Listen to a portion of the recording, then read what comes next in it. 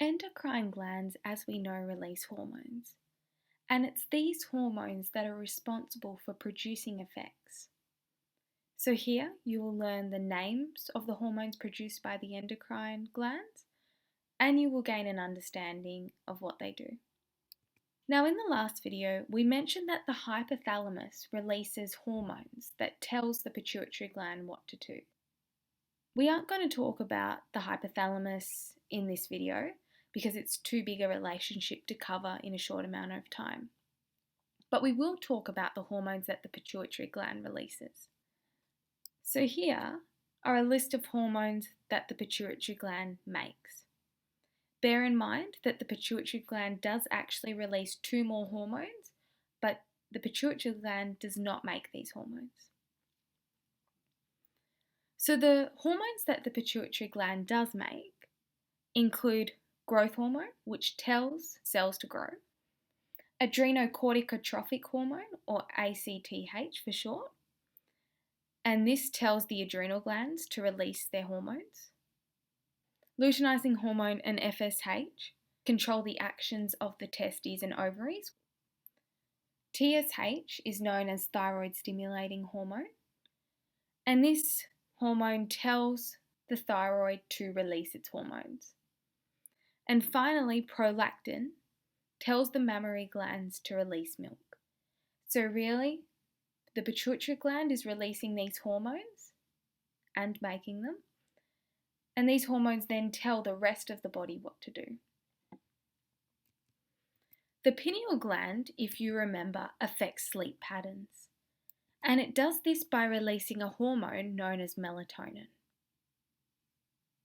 Now, this bow tie shaped gland is the thyroid gland, and the thyroid gland is responsible for controlling basal metabolic rate, and it does this by releasing this hormone which is known as thyroxine. Now, if you remember the thymus, we said to remember the thymus, think T. So the thymus secretes this hormone known as thymosins that acts on a T cell, which is a specialized type of white blood cell. Now, moving further down, the leaf-shaped gland is the pancreas, and as we said before, it controls the level of glucose in the blood. And it does this by releasing either insulin or glucagon. Now, insulin is used when blood glucose is high, and glucagon is released when blood glucose is low. Now, in the last video, I said that the adrenal glands make and release 4 hormones. 2 of the hormones, adrenaline and noradrenaline, are the amine hormones, and they are responsible for the fight or flight response. The other 2 hormones, aldosterone and cortisol, are the steroid hormones. Aldosterone increases water reabsorption, and cortisol is a stress hormone. And finally, we have the testes and the ovaries.